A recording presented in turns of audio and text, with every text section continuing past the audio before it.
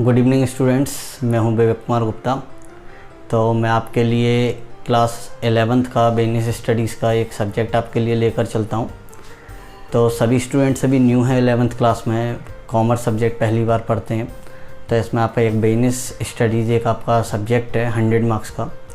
तो इस सब्जेक्ट को आपको कैसे तैयार करना है, क्या टॉपिक है, क्या कॉन्सेप्ट है, इसको हमें समझना है।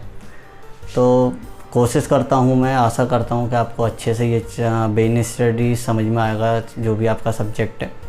और कोशिश करूँगा मैं आपको इसको अच्छे से समझा सकूँ। और फिर भी आपको कोई प्रॉब्लम होती है तो मुझे कमेंट में आप पूछ सकते हैं। तो स्टार्ट करते हैं अपना chapter, nature and purpose of business. इसमें आपका ह्यूमन एक्टिविटीज़ पहला हमारा टॉपिक है कि ह्यूमन एक्टिविटीज़ क्या है। ह्यूमन एक्टिविटीज़ क्या है? तो activities which human beings undertake are known as human activities. तो ह्यूमन एक्टिविटीज़, ह्यूमन बींग जो भी एक्टिविटीज़ कर रहा है, डेट इज़ ह्यूमन एक्टिविटीज़। अब human activities, some of these activities are undertaking to earn profit या अर्न मनी। कुछ activities ऐसी हैं जो ह्यूमन बींग मनी अर्न करने के लिए करता है, बट अदर एक्टिविटीज़ ऐसी हैं जो वो पर्सनल सेटिस्फेक्शन के लिए करता है, साइकोलॉजिकल सेटिस्फेक्शन के लिए करता है, सोशल सेटिस्फेक्शन के लिए करता है। तो जो भी एक्टिविटीज़ एक ह्यूमन बीइंग कर रहा है, डेट इज़ ह्यूमन एक्टिविटीज़। कुछ ह्यूमन एक्टिविटीज़ मनी अर्न करने के लिए की जाती हैं, बट कुछ human activities personal satisfaction, social satisfaction और साइकोलॉजिकल सेटिस्फेक्शन के लिए की जाती हैं।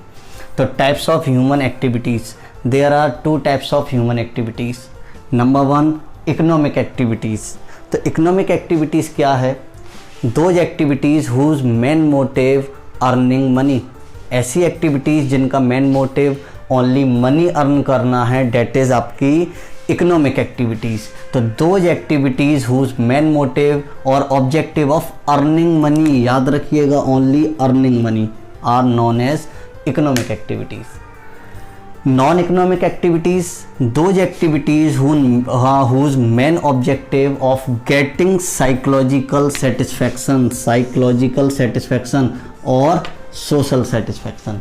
तो साइकोलॉजिकल सेटिस्फेक्शन और सोशल सेटिस्फेक्शन जो आएगा वो है हमारी नॉन इकोनॉमिक एक्टिविटीज़। तो ह्यूमन एक्टिविटीज़ को समझ लीजिए। ह्यूमन एक्टिविटी, जो भी ह्यूमन बीइंग जो भी आपकी एक्टिविटीज़ कर रहा है, that is human activities. Human activities कुछ मनी अर्न करने के लिए होती हैं और कुछ पर्सनल सेटिस्फेक्शन के लिए होती हैं। इकोनॉमिक एक्टिविटीज़, इसमें ह्यूमन एक्टिविटीज़ 2 टाइप्स की हैं। Economic activities, those activities whose main motive earning money. ऐसी एक्टिविटीज़ जिनका मेन मोटिव केवल प्रॉफिट अर्न करना है, that is economic activities. Economic activities, एक पर्सन कहीं भी जॉब करता है, अपना बिजनेस स्टार्ट करता है, कोई प्रोफेशनल पर्सन है, सारी इकोनॉमिक एक्टिविटीज़ हैं जिनका मेन मोटिव है अर्निंग मनी, केवल मनी को अर्न करना, केवल पैसे कमाना, वही आपका इकोनॉमिक एक्टिविटीज़ है। कुछ एक्टिविटीज़ हमारी लाइफ में ऐसी भी होती हैं जिनका मेन मोटिव प्रॉफिट अर्न करना नहीं होता, केवल साइकोलॉजिकल सेटिस्फेक्शन, अपना मेंटली सेटिस्फेक्शन और सोशल सेटिस्फेक्शन, उसको हम कहेंगे नॉन इकोनॉमिक एक्टिविटीज़। अब इन दोनों के थोड़ा एग्जाम्पल समझ लेते हैं। इकोनॉमिक एक्टिविटीज़ का आपके एग्जाम्पल हैं प्रोडक्शन ऑफ गुड्स, भाई आप गुड्स प्रोड्यूस कर रहे हैं, सेल ऑफ गुड्स, नेक्स्ट आपका जॉब, कोई भी आप जॉब कर रहे हैं, ठीक है, सैलरी वेजेस आपके लिए बदले में उसके रिटर्न में आपके लिए मिल रहा है। तो ये आपका हो गया इकोनॉमिक एक्टिविटीज़। कोई भी आप डॉक्टर हैं, एक चार्टर्ड अकाउंटेंट हैं, आप अपनी सर्विस प्रोवाइड कर रहे हो और रिटर्न में अपनी फ़ीस ले रहे हैं, कंसल्टेंसी फ़ी, तो ये आपका इकोनॉमिक एक्टिविटीज़ हो गया। Non economic activities, going to temple, मंदिर आप पूजा के लिए जा रहे हैं, पूजा पाठ करने के लिए मंदिर जा रहे हैं, तो going to temple for worship, ये आपका हो गया non economic activities. Help of poor people, कोई भी गरीब लोग हैं उनकी आप हेल्प कर रहे हैं, that is non economic activities.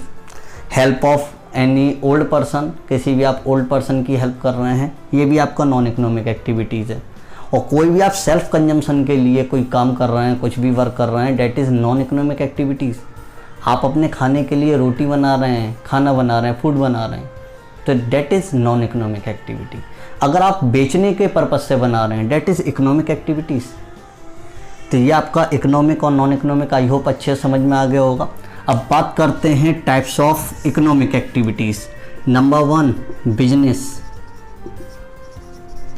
Number 2 profession and number 3 employment.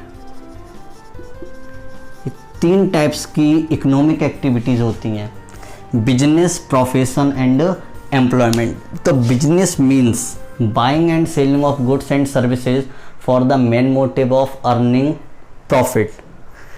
Buying and selling of goods and services for the main motive of earning profit is known as business. तो बिजनेस का मेन मोटिव है goods को बेचना, खरीदना for the main motive of earning profit. इसमें केवल goods खरीदना बेचना ही नहीं आएगा, सर्विस जो आप प्रोवाइड कर रहे हैं वो भी आपका बिजनेस है। तो कोई भी आपका रिटेलर, होलसेलर, मैन्युफैक्चरर सब आपका बिजनेस। एंड कोई भी ट्रांसपोर्ट कंपनी, कोई भी आपकी कोरियर सर्विस, तो ये आपका आ जाएगा बिजनेस में। तो buying and selling of goods and services, goods and services word है, याद रखिएगा, for the main motive of earning profit, business हो गया। नेक्स्ट है आपका प्रोफेशन। अब ये प्रोफेशन क्या है सभी अच्छे से समझ लीजिए। नंबर 1 प्रोफेशन में स्पेशल स्किल्स और नॉलेज होना कंपलसरी है। किसी भी पर्सन में स्पेशल स्किल्स और नॉलेज है, डेट इज़ प्रोफेशनल, वो पर्सन कहलाएगा प्रोफेशनल। तो जो भी प्रोफेशनल पर्सन हैं, कोई भी doctor, chartered accountant, advocate, lawyer, ये सब आपके प्रोफेशनल हैं, प्रोफेशन हैं। जितने भी प्रोफेशनल पर्सन होते हैं वो अपने नाम के आगे, नाम के बिगनिंग में अपना प्रोफेशन ऐड कर लेते हैं।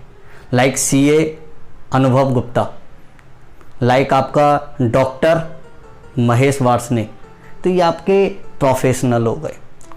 प्रोफेशनल इंस्टीट्यूट ज़रूर होते हैं हर प्रोफेशन में। लाइक जो भी चार्टर्ड अकाउंटेंट होते हैं उनका registration ICAI, institute of chartered accountants of India. जो भी लॉयर होते हैं उनका registration bar council of India. And doctor होते हैं उनका मेडिकल काउंसिल ऑफ इंडिया में रजिस्ट्रेशन होना कंपलसरी है। तो उनका मेडिकल इंस्टीट्यूशन होना कंपलसरी, प्रोफेशनल इंस्टीट्यूशन होना कंपलसरी है, प्रोफेशनल कहलाएंगे। नेक्स्ट आता है एम्प्लॉयमेंट।